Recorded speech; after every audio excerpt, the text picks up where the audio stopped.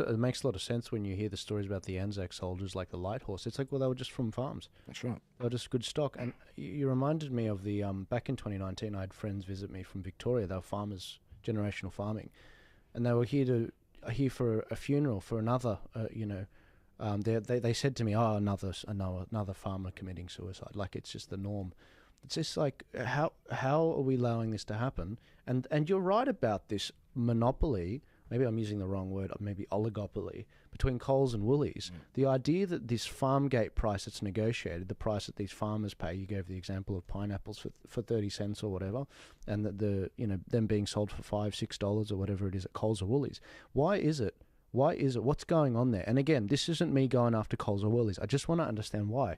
I want to actually set up an app, if I have the opportunity to, or some kind of website where farmers can send us anonymously the farm gate price they're selling to these organisations, and then we are finding exactly what they're being sold at around the country. Well, that's right. If you look at the milk, like they went after dairy farmers. Well, let's buy our own milk. Let's undercut all our competition in the store and put them out of business. And you look at it and go, how unethical is this practice? Yeah. This is not you're not talking about a T-shirt or a car or something like that. You're talking about things that are sustaining human life in this country. You cannot allow that to happen. And it's time for governments to step up, put their money where their mouth is, and legislate against this stuff.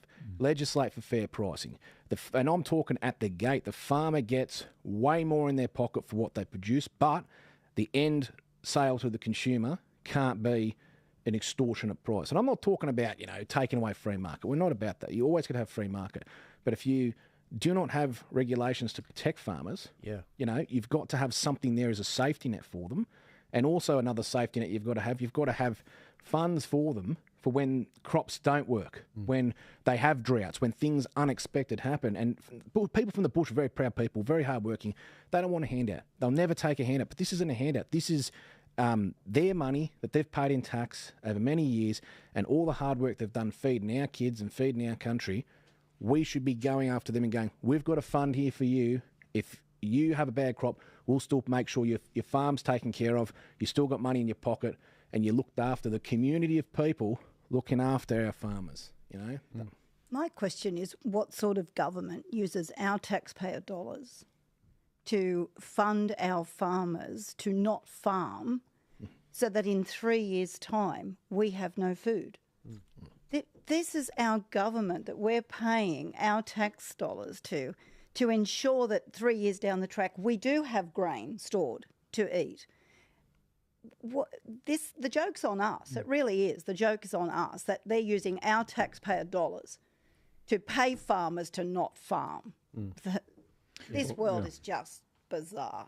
Yeah, you're right about that tragic element of the Australian farmer. I mean, Australia was built on the back of farmers, and everything Australia has ever sort of put its hand to in terms of farming, it has more or less produced the best in the world, whether that is wool, whether that is fruit, whether that is vegetables. Everything our farmers have done have not just been world class, but pretty much the best that you can get anywhere in the world.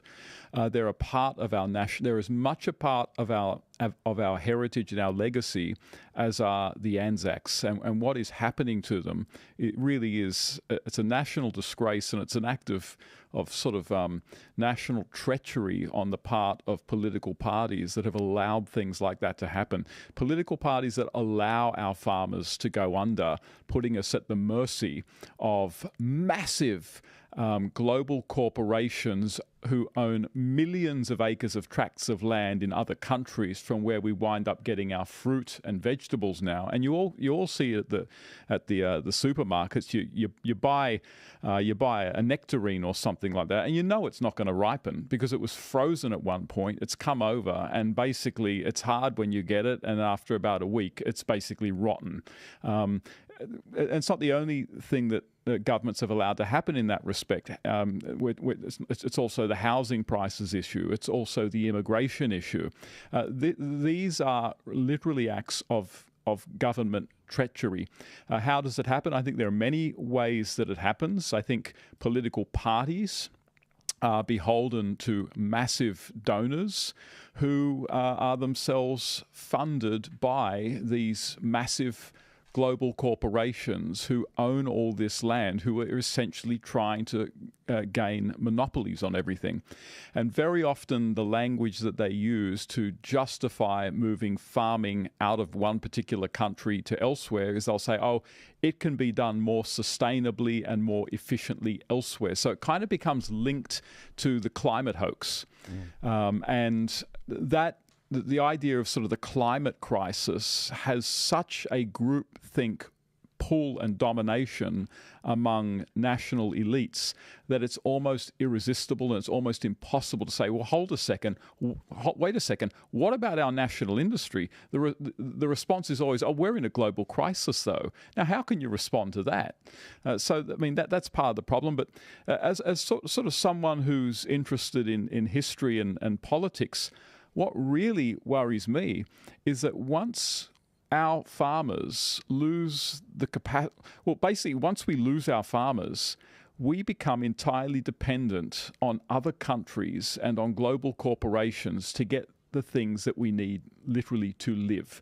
We become essentially vassals of global corporations, and it's already happening now. And if you want to read something fantastic on this, Joel Kotkin, an American demographer, has written on this, and he says we're entering into a new feudal age where basically what is happening is we are becoming peasants again, we are becoming vassals, we're becoming peasants again, owning less and less and less, and the things that we need are things that we can no longer grow ourselves or get from people from our own sort of brought up in our own country. We become reliant on faceless, massive corporations over whom we have absolutely zero control. That is where, in worst case scenario, we're heading.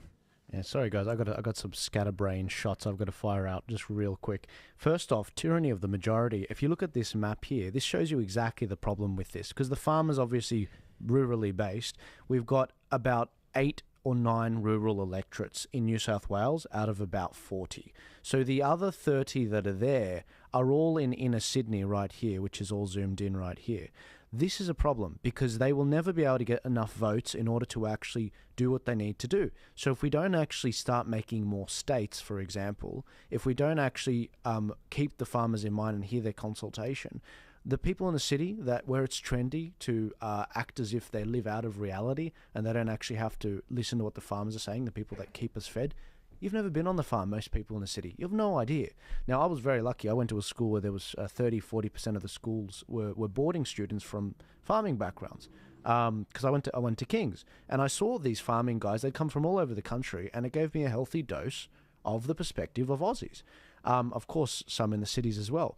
But the other thing is, these generational farms, they're generational farms because they're sustainable in their nature. Whereas they make them sound like these farmers that they're just, raping and pillaging the land. It's like, well, then there's nothing to hand your kids. These are like 8 generations of farming sometimes. And the last thing I'll say on this, Australia has one of the worst monopolies in the world with Coles and Woolies. One of the worst when you compare it to other countries, even America. And the problem with that is if we don't work out how to actually have a truly competitive market, because the left will say, the progressives will say, well, this is capitalism's fault. It's like, no, this is not capitalism. This is like a monopoly that is entrenched by government policy as well. Anyway, there's a lot of things I want to do on this particular topic, guys, but I could talk about this forever. I would love to do some kind of a project. I've got the guys to do it. I just lack the information. If you could send it to me.